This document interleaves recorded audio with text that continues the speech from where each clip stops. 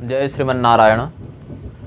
आज एक घटना घटित हुई। हमारे YouTube वीडियो के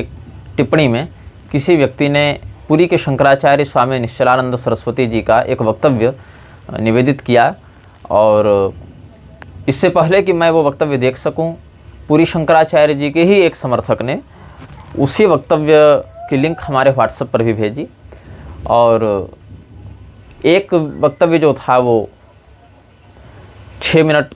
के आसपास, जो अंश मैं संकेतित करने जा रहा हूँ वो अंश उसमें 6 मिनट के आसपास था, एक में 7.5 मिनट के आसपास था। अभी कुछ दिन पूर्व ही पुरी शंकराचार्य जी के यूट्यूब चैनल गोवर्धन मठ के माध्यम से वह प्रसारित किया गया था। शंकराचार्य मठों में अराजक तत्वों का जो विस्तार हो रहा है या अराजक तत्वों से जो प्रश्रय लिया जा रहा है शंकराचार्य मठों में, उस बात पर उन्होंने बहुत ही स्पष्ट और उत्तम विचार प्रस्तुत किया था। अब पुरी के शंकराचार्य जी ने बहुत सी बातें उसमें कही, यद्यपि वीडियो छोटे छोटे हैं उनके, लेकिन बात बहुत स्पष्ट है, बहुत महत्वपूर्ण है। और इसके साथ ही अन्यान्य पीठों पर, अन्य शांकर पीठों पर जो राजनीतिक प्रभाव बढ़ रहा है, चाहे वो धन की दृष्टि से हो या जनबल की दृष्टि से हो या सरकारी योजनाओं की दृष्टि से हो, इस आलोक में भी उन्होंने बहुत अच्छा कहा। किंतु एक बात जो उसमें हमें आपत्तिजनक लगी, और हमें ही नहीं पुरी शंकराचार्य जी के अनेकानेक समर्थकों को, शिष्यों को भी वो बात आपत्तिजनक लगी, वो ये कि उस वीडियो में, उस वक्तव्य में उन्होंने पुरी के शंकराचार्य जी के रूप में जो वक्तव्य उन्होंने दिया है, स्वतंत्र व्यक्ति कोई वक्तव्य दे वो एक अलग बात है, लेकिन पुरी के शंकराचार्य जी के रूप में उन्होंने जो आमनायाधिकार के आधार पर जो भाव व्यक्त किए, उसमें ज्योतिष पीठ के शंकराचार्य के रूप में वासुदेवानंद सरस्वती का नाम उन्होंने लिया है। एक वीडियो में उन्होंने कहा कि यदि हम उन्हें माने, यदि ज्योतिष पीठ का शंकराचार्य वासुदेवानंद सरस्वती को माने, इस प्रकार की शब्दावली यदि लगाकर उन्होंने कहा। और एक वीडियो में कह रहे हैं कि स्वयं तो नाम नहीं लिया उस समय, ज्योतिष पीठ के कौन है ऐसा उन्होंने प्रश्न किया, तो सामने से उनके किसी परिकर ने संभवतः ऋषिकेश ब्रह्मचारी होंगे, लेकिन नहीं भी हो सकते हैं।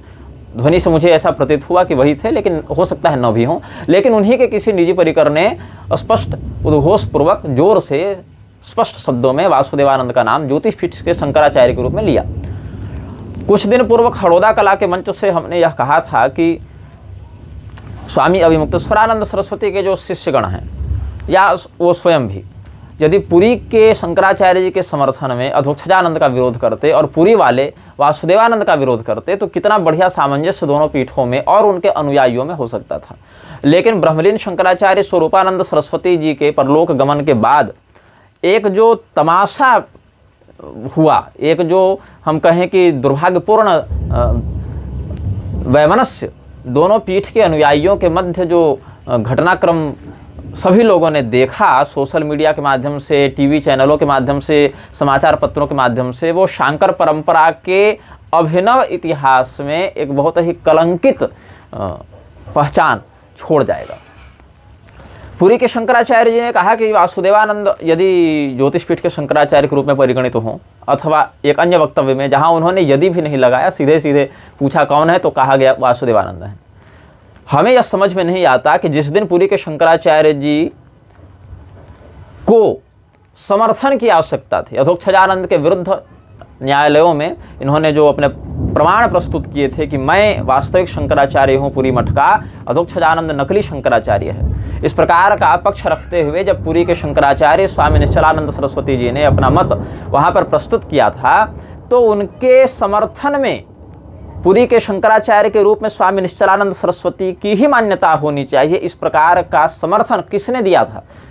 श्रृंगेरी के शंकराचार्य जी ने दिया। श्रृंगेरी के शंकराचार्य जी अकेले तो स्वतंत्रता से ये समर्थन दे नहीं रहे थे, उनको ये समर्थन देने के लिए किसने प्रेरित किया? द्वारिका के शंकराचार्य, जो साथ साथ ज्योतिष पीठ के भी शंकराचार्य के रूप में ख्यापित हुए, ऐसे स्वामी स्वरूपानंद सरस्वती ने दिया।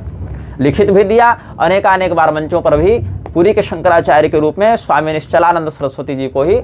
प्रस्तुत किया अथवा उनका संदर्भ व्यक्त किया। तो जिस दिन आपको समर्थन की आवश्यकता थी, उस दिन आपने पुरी के शंकराचार्य के रूप में अपनी साधुता को, अपनी वैधता को प्रमाणित करने के लिए स्वामी स्वरूपानंद सरस्वती जी का समर्थन लिया। दो पीठ की ओर से लिया, यद्यपि दो पीठ पर एक आचार्य का बैठना या एक पीठ पर दो आचार्य का बैठना आपकी दृष्टि में भी गलत है और हमारी दृष्टि में भी इसको हम गलत ही मानते हैं। और यही कारण है कि द्वारिका के शंकराचार्य जी जो ज्योतिष पीठ के शंकराचार्य जी के रूप में भी ख्यापित हुए, अथवा कहें तो ज्योतिष पीठ के शंकराचार्य जी जो द्वारिका के शंकराचार्य के रूप में भी ख्यापित हुए, उन दोनों में से किसी एक पीठ पर उनका बैठना हम अनुचित मानते हैं। आप भी मानते हैं, हम भी मानते हैं, किंतु यह बात भी सत्य है, इनके अनुचित हो जाने की हमारी धारणा के कारण, हमारे पक्ष के कारण वासुदेवानंद का शंकराचार्य हो जाना सिद्ध नहीं होता, अथवा वह व्यक्ति साधु नहीं सिद्ध हो जाता, अथवा शंकराचार्य के पद के लिए अर्हता युक्त नहीं हो जाता। आप यदि यह कहते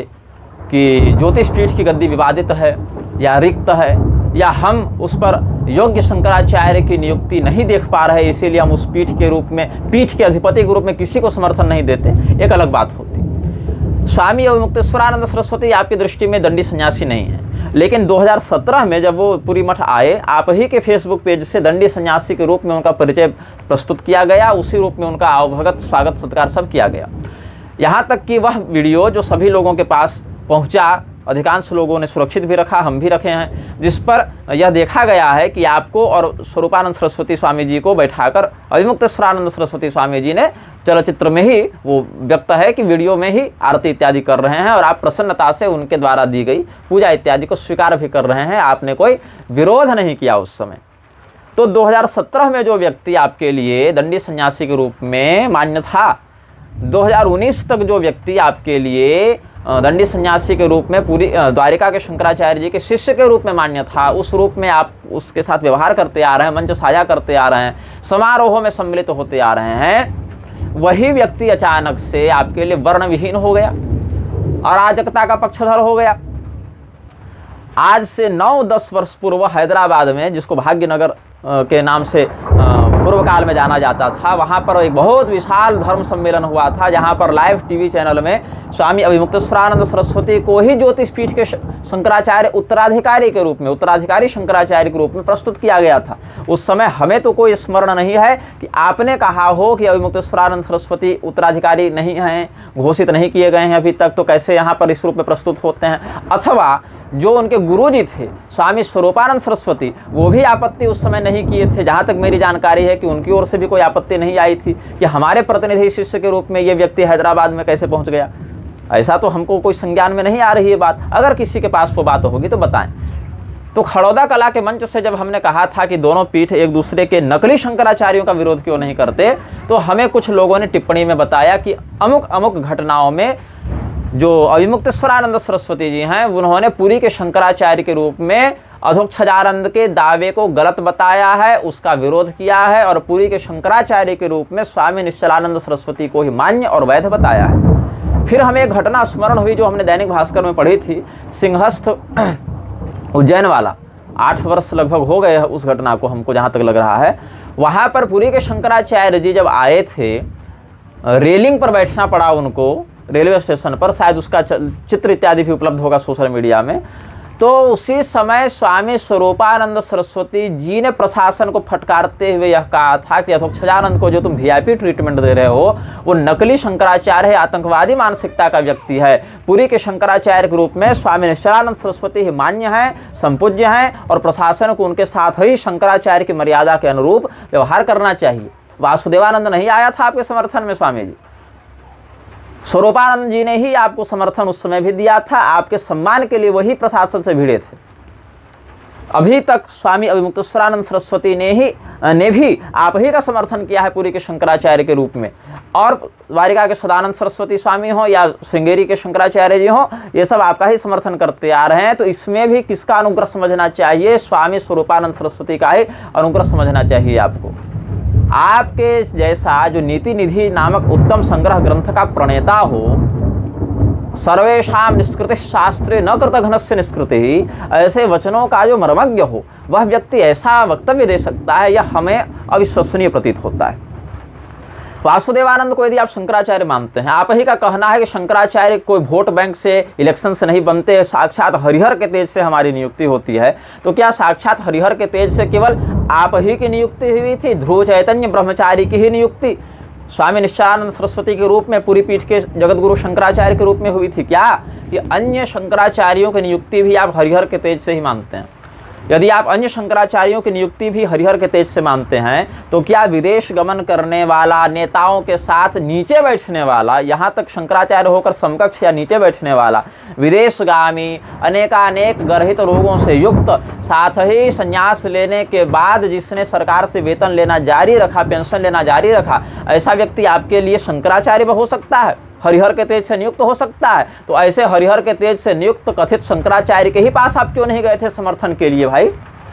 कि हमें पुरी के शंकराचार्य के रूप में मान्यता दे दो? या चतुष्पीठ सम्मेलनों में स्वामी स्वरूपानंद सरस्वती जो 2 पीठों की ओर से आए, उनके स्थान पर आपने ज्योतिष पीठ की ओर से वासुदेवानंद को निमंत्रण क्यों नहीं दिया? या स्वामी स्वरूपानंद सरस्वती जी को 1 पीठ के अधिपति के रूप में ही मान्यता देते, 2 पीठ के रूप में आप मान्यता नहीं देते, 2 पीठ के शंकराचार्य के रूप में उनसे आप समर्थन नहीं लेते? तो इस प्रकार से सेफ पॉलिटिक्स खेलने की जो आपकी वृत्ति बढ़ रही है, इसे हम शोभनीय नहीं समझते। लोग हमें आपका निंदक बताएंगे, कोई बात नहीं, लोग हमें आपका द्रोही बताएंगे, कोई बात नहीं, लेकिन हम आपके न द्रोही हैं न निंदक हैं, हम आपके शुभेच्छु हैं। और आप जो सार्वभौम जगतगुरु, सर्वोच्च जगतगुरु शंकराचार्य अपने नाम के आगे लगा रहे हैं, इसमें स्मरण रखना चाहिए। इस रूप में आपकी प्रतिष्ठा तभी वैध मानी गई जब बाकी अन्य पीठों की ओर से स्वामी स्वरूपानंद सरस्वती जी ने समर्थन दिया था और आपको अन्य पीठों से दिलवाया भी था। उस समय वासुदेवानंद नहीं आया था। आज भी जब स्वामी मुक्तेश्वरानंद सरस्वती को पूछा जाता है कि ज्योतिष ये पुरी के शंकराचार्य के रूप में कौन है, तो आपका ही नाम लेते हैं, अधोक्षजानंद का नाम नहीं लेते। आप कहते हैं भारत में हम विप्लव मचा देंगे, 30 वर्षों से अधोक्षजानंद स्वयं को शंकराचार्य बता रहा है, आप क्यों विप्लव नहीं मचा रहे हैं? आपको उसका संहार कर देना चाहिए अपने मंत्र बल से, अपने तपोबल से, या और भी जो नीति आपके पास उपलब्ध है, षड्विध नीति की आप ज्ञाता हैं। यहाँ तक कि आपने स्पष्ट सरकार को चुनौती देते हुए कहा कि हम चाहें तो अपना स्वतंत्र प्रधानमंत्री खड़ा कर सकते हैं, लेकिन उससे राष्ट्र विखंडित हो जाएगा, हम नहीं चाहते ऐसा हो, हम राष्ट्रभक्त हैं, राष्ट्र को विखंडित नहीं कर सकते। तो बताइए, आपके द्वारा जो प्रधानमंत्री नियुक्त किया जाएगा, जैसा कि आपने कहा कि जैसे तुम लोग सरकारी लोग नकली शंकराचार्य बनाते जा रहे हैं, वैसे हम भी नकली प्रधानमंत्री बना दें। आपको यदि यहीं पर ये लग रहा है कि वो असली प्रधानमंत्री है और आपके द्वारा जो बनाया जाएगा वो नकली प्रधानमंत्री होगा, तो इसका अर्थ है कि आप उसके शासन को असली और अपने शास्त्र सम्मत नियोजित होने वाले प्रधानमंत्री को नकली मानते हैं। यहीं पर आपका पक्ष जो है वो धर्म के सिद्धांत की स्थापना करने में असफल होता दिख रहा है। साथ ही यह देखना चाहिए, आपके द्वारा नियुक्त किया गया प्रधानमंत्री लोकतंत्र की वर्तमान प्रणाली के अधीन होकर कार्य करेगा या शास्त्रोक्त मनु भगवान के सिद्धांतानुसार राजतंत्र के अधीन होकर कार्य करेगा? यदि वह राजतंत्र के अधीन होकर कार्य करेगा तो ऐसी स्थिति में राजा कौन होगा जो उस प्रधानमंत्री का निग्रह करे या प्रधानमंत्री के ऊपर शासन करे? वह प्रधानमंत्री किस राजा के अधीन होकर कार्य करेगा, यह सोचना चाहिए, यह भी स्पष्ट करना चाहिए। और यदि आपको लगता है कि आपके द्वारा प्रधानमंत्री बनाए जाने पर वो नकली कहलाएगा और राष्ट्र विखंडित होगा, इसका अर्थ है आप यह भी समझ रहे होंगे कि वर्तमान जो प्रधानमंत्री हैं या थे या होंगे या इस प्रणाली के अंतर्गत जो प्रधानमंत्री बनते और बनाए जाते हैं वो असली हैं और आपकी अपेक्षा वो राष्ट्र की सेवा अधिक अच्छे से कर रहे हैं, वो राष्ट्र के लिए अधिक हितकारी हैं और आपके द्वारा बनाए गए प्रधानमंत्री से राष्ट्र का विखंडन होगा, विनाश होगा, अहित होगा। इसीलिए वर्तमान व्यवस्था से बनने वाला प्रधानमंत्री ही राष्ट्र के लिए हितकारी है, ऐसा भी भाव बन सकता है। तो आप या तो कहते कि पूरी पीठ की ओर से हम ज्योतिष पीठ के शंकराचार्य के रूप में किसी को नहीं पहचानते हैं, किसी को मान्यता नहीं देते हैं, या फिर यह कहते कि स्वामी स्वरूपानंद सरस्वती जी ने हमें पुरी के शंकराचार्य के रूप में मान्यता दी थी। उनके जीवित रहते ही सैकड़ों स्थानों पर सैकड़ों बार स्वामी मुक्तेश्वरानंद सरस्वती को ही उत्तराधिकारी के रूप में प्रस्तुत किया गया और हरिहर के तेज से शंकराचार्यों की नियुक्ति होती है, इसलिए श्रृंगेरी के शंकराचार्य ने उनका अभिषेक किया। तो अच्छा किया, यह भी कर सकते थे, लेकिन आपने दोनों काम नहीं किया। न आपने स्वामी मुक्तेश्वरानंद सरस्वती का समर्थन किया, न आपने ज्योतिष पीठ को रिक्त बताया, अपितु एक विदेशगामी राजनीति की चाटुकारिता से ग्रस्त कुमार्गामी अधर्मज्ञ को आपने शंकराचार्य के रूप में प्रस्तुत करने का दुस्साहस भी किया। मैं आपका निंदक नहीं हूं, मैं आपका शुभेच्छु हूं। यही कारण है कि श्री राम मंदिर के नाम पर जो तमाशा किया जा रहा था इस देश में, आपके साथ जब आपकी ही अन्य आमनाएं पीछे खड़ी नहीं थी, आपकी ओर आने वाले अपशब्दों को हमने अपनी ओर मोड़ा और फिर भी आपके साथ खड़े रहे, क्योंकि आपका पक्ष धर्म के अनुकूल था। अभी तत्काल की घटना है, काशी विद्वत परिषद के लोगों से हम ही लड़े थे आपके पक्ष में, आपके प्रति उनके द्वारा जो अनर्गल प्रलाप किया जा रहा था उसके विरुद्ध हम खड़े रहे, हमने बहुत कुछ सुना, बहुत कुछ सहा। यह बात भी आपको समझनी चाहिए, आपके शिष्यों को समझनी चाहिए। श्रीमान परमेश्वर गंगावत इत्यादि 1-2 ऐसे शिष्य थे जो आपके समर्थन में काशी वालों से लड़े, और नहीं तो सोशल मीडिया पर जितने बयानबाजी करते फिरते हैं आपके चेले या समर्थक, वो नहीं थे, वो प्रत्यक्ष रूप से नहीं आते। वो अभी आएंगे, इसी वीडियो में आएंगे, अभी उनका पेट खराब होगा इस वीडियो को देखकर, यहाँ पर आकर वो मुझे आपका निंदक बताएंगे, मुझे आपका द्रोही बताएंगे, लेकिन ये नहीं कह सकते हैं कि एक विदेशगामी व्यक्ति को आपने शंकराचार्य कैसे बनाया, जब बताया। और उड़िया बाबा ट्रस्ट में तो आप लोग दोनों साथ थे ही, वो मैंने देखा ही एक दस्तावेज कागजात।